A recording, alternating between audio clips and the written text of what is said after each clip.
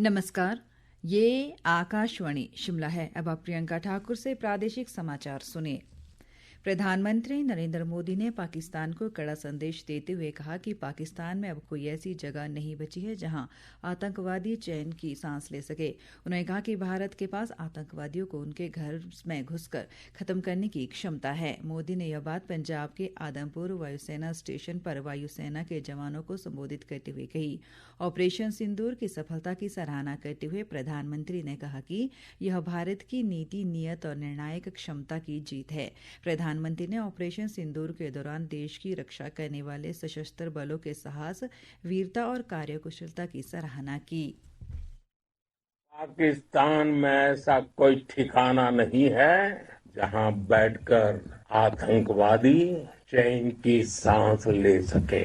हम घर में घुसकर मारेंगे और बचने का एक मौका तक नहीं देंगे। और हमारे ड्रोन्स, हमारी मिसाइलें, उनके बारे में तो सोचकर पाकिस्तान को कई दिन तक नींद नहीं आएगी। ऑपरेशन सिंदूर की सफलता के बाद भाजपा ने देश भर में 11 दिन का राष्ट्रव्यापी संपर्क अभियान शुरू किया है। तिरंगा यात्रा के नाम से यह अभियान पाकिस्तान के खिलाफ भारतीय सेना की सफलता को लोगों तक पहुंचाएगा। प्रदेश में भी इस यात्रा को लेकर पार्टी ने कार्यक्रम तय किए हैं। आज शिमला में तिरंगा यात्रा के तहत कार्यक्रम आयोजित हो रहे हैं। इसी कड़ी में भाजपा सीटू चौक से लोअर बाजार होते हुए नाज चौक तक तिरंगा यात्रा निकालेगी। कल 15 मई को धर्मशाला में तिरंगा यात्रा का आयोजन किया जाएगा, जिसमें समाज का हर वर्ग, विभिन्न एनजीओ, पूर्व सैनिक व युवा वर्ग भाग लेंगे।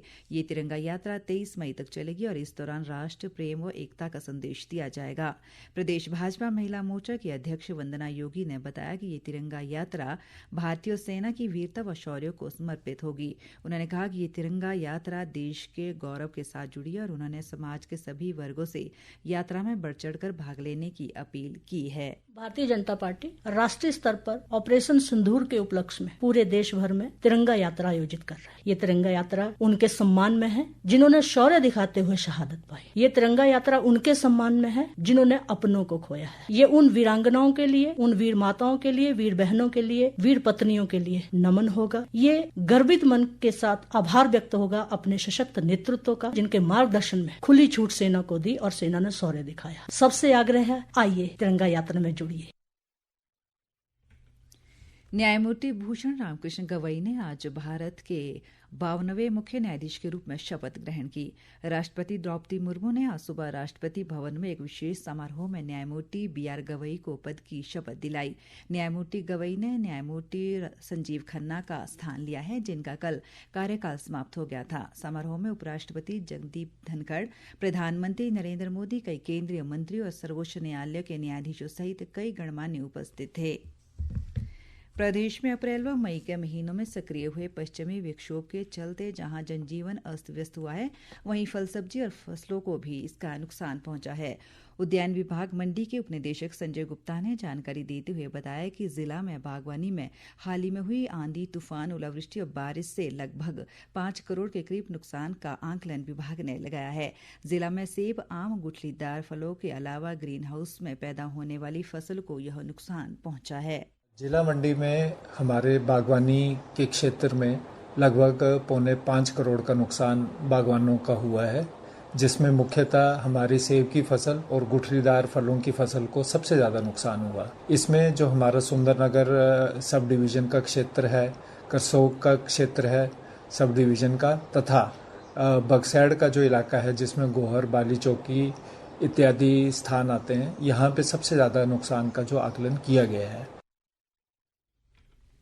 प्राकृतिक खेती से तैयार विभिन्न फसलों के लिए प्रदेश सरकार ने अलग से न्यूनतम समर्थन मूल्य घोषित किए हैं, जिससे किसानों की आय में काफी वृद्धि होने की उम्मीद है।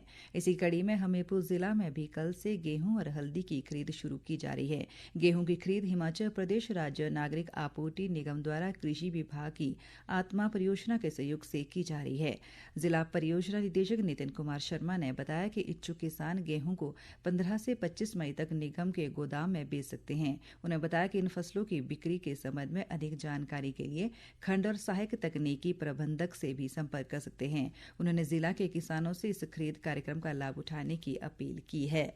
इसी के साथ ये समाचार बुलेटिन समाप्त हुआ। हमारा अगला बुलेटिन आप सुन सकते हैं दोपहर 3:20 पर। नमस्कार।